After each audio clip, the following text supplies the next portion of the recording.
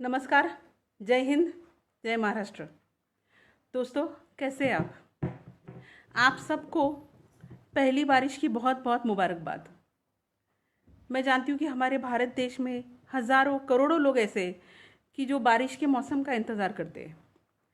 बारिश आते ही पहली बारिश में भीगना, वर्षा ऋतु का आनंद लेना, आसपास होने वाली रिमझिम फुहारों का आनंद लेना, हरियाली को निहारना, ये हमें बहुत पसंद आता है।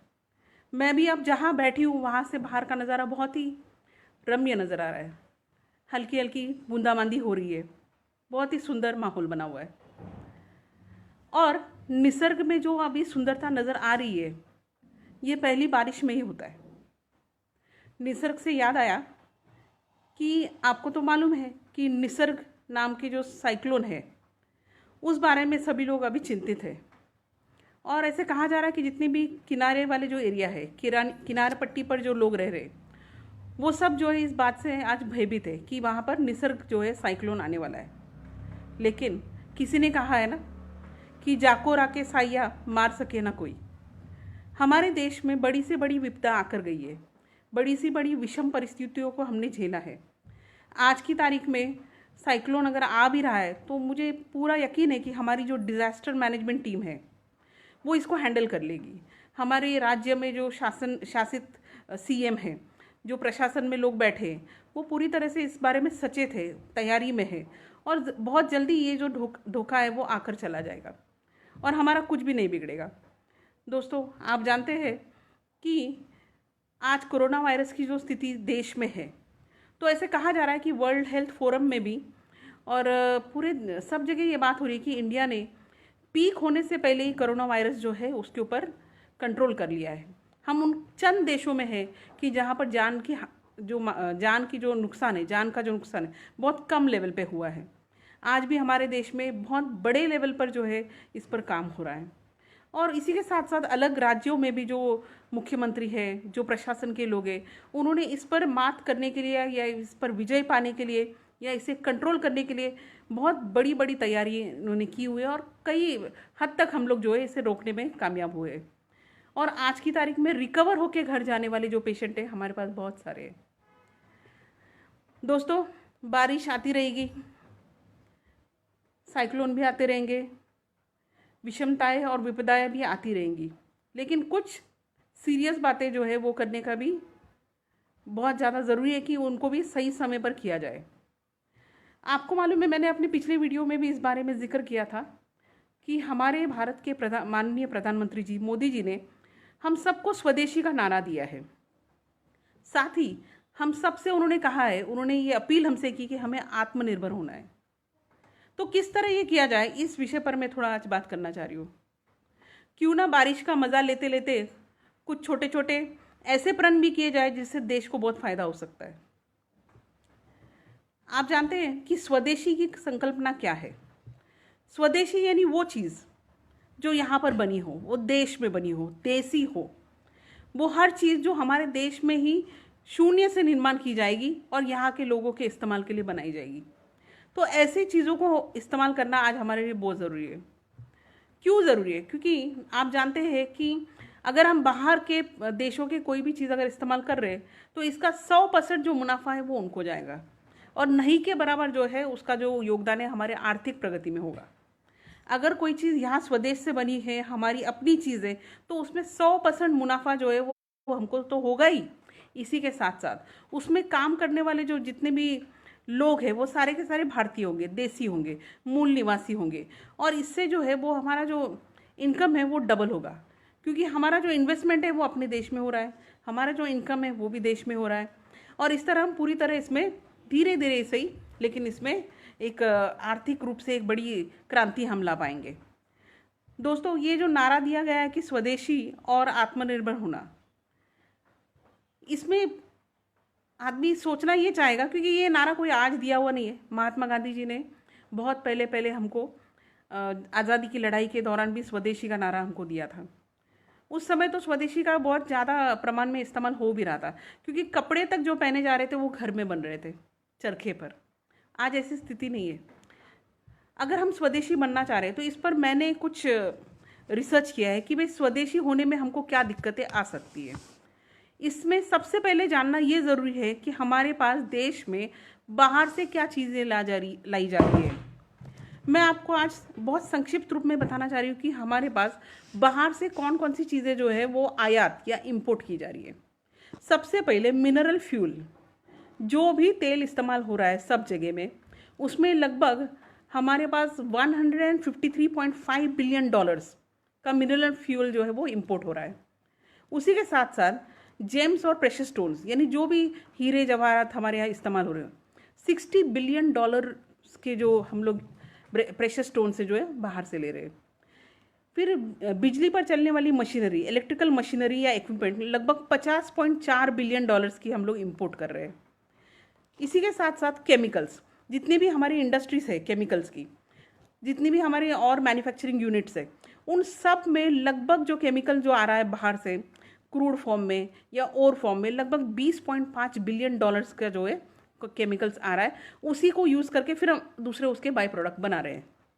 प्लास्टिक और प्लास्टिक के आर्टिकल लगभग 14.6 बिलियन, 14.6 बिलियन डॉलर्स जो है ये हम इंपोर्ट कर रहे हैं।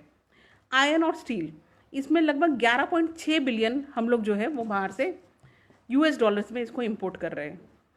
फिर एनिमल और वेजिटेबल फैट्स, ऑयल और वैक्स, जैसे वनस्पति या जो भी तेल हम इस्तेमाल कर रहे हैं, वो भी लगभग हम लोग 9.6 बिलियन डॉलर्स के हम लोग बाहर से ले रहे हैं।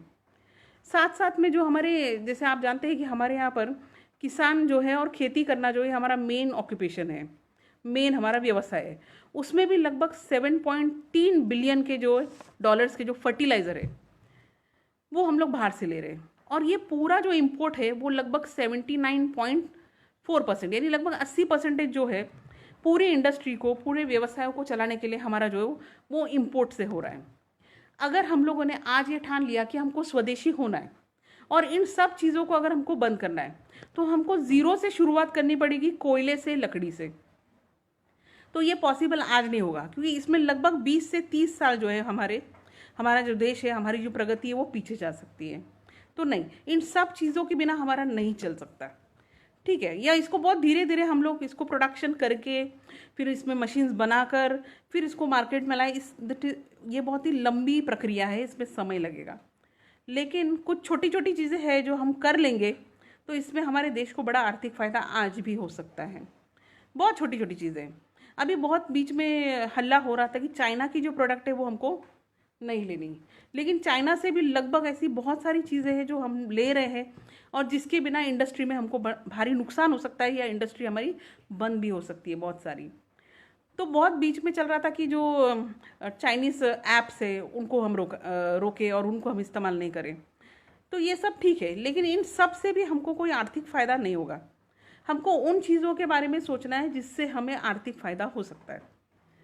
अभी मैं आपसे पूछना चाहती हूँ एक सवाल, सोचिए और उसका जवाब तुरंत दीजिए 10 सेकंड के अंदर। मैं सुनूंगी नहीं, लेकिन जवाब आपको समझ में आएगा। ऐसी कौन सी चीज़ है इस देश में जो हर आदमी इस्तेमाल कर रहा है? ऐसी कौन सी वो चीज़ है जिसके बिना आज हम रह नहीं पा रहे? ऐसी कौन सी चीज़ है जो लॉकडाउन में हमारे एंटरटेनमेंट का साधन बनी हुई है? ऐसी कौन सी चीज़ है वो लगभग हर बच्चे के हाथ में, वो हर एडल्ट के हाथ में, वो हर युवा के हाथ में, वो हर प्राउड आदमी के हाथ में? वो कौन सी चीज़ है बताइए। आपके 10 सेकंड हो गए ख़त्म। अब तो मैं आपको बताने चाह रही हूँ कि सबसे ज़्यादा इम्पॉर्टेंट जो चीज़ आज सबके हाथ में वो है वो है फ़ोन। तो क्या ये चीज़ कैसे, किस लेवल पे हम इस्तेमाल कर रहे हैं, पहले मैं ये आपको बताना चाह रही हूँ।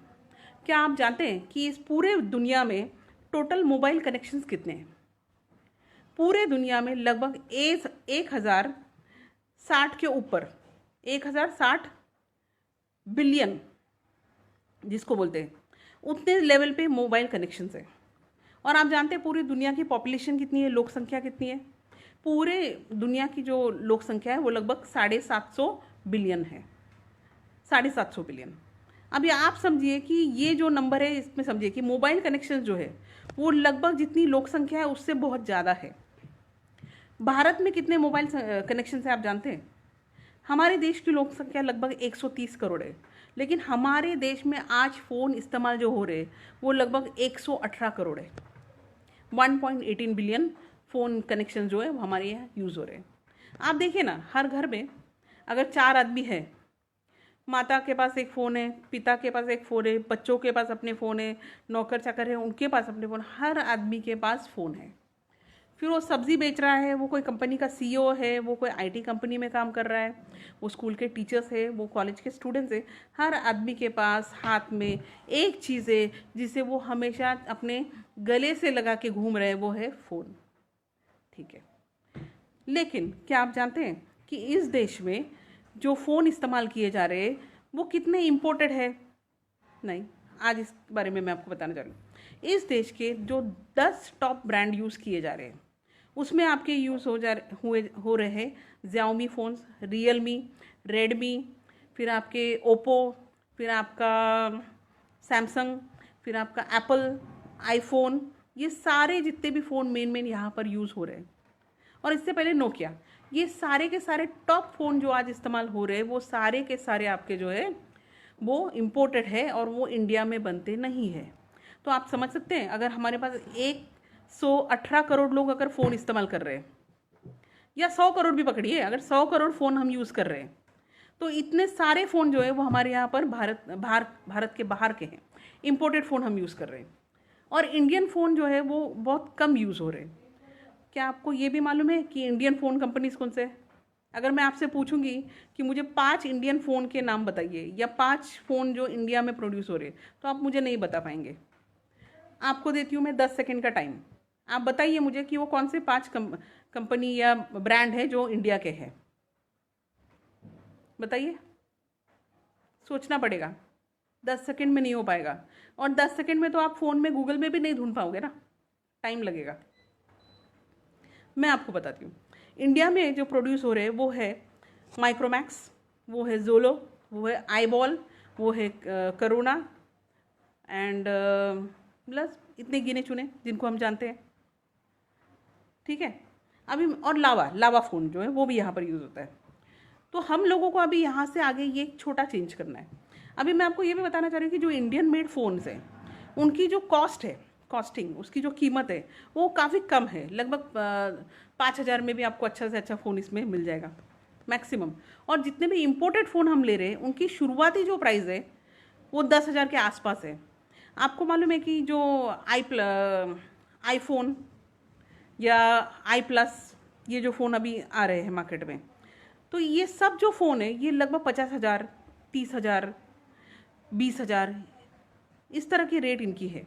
तो आप सोचिए, अगर हम 100 करोड़ लोग हैं, 100 करोड़ लोगों में से हम लोगों ने अगर इंडियन कंपनी में अगर फ़ोन ले लिए, अगर इंडियन मोबाइल हमने ले लिए, तो जो पैसे हम बाहर दे रहे हैं लगभग वही फ़ोन 30,000, 20,000, 50,000 में हम ले रहे हैं।